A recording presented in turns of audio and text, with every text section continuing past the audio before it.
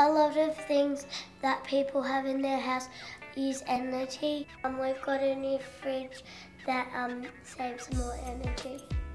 In our kitchen, we have a lot of things that use electricity. A fridge can use electricity, a dishwasher, a oven, and a stove, also a microwave. Now there are a lot of things that you would have in your kitchen that use electricity.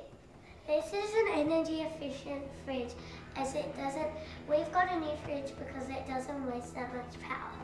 Whenever you're going to the fridge to get something, you always have to think about what you're going to get, otherwise all the hot air gets into the fridge and it does twice as much work as it already has to do.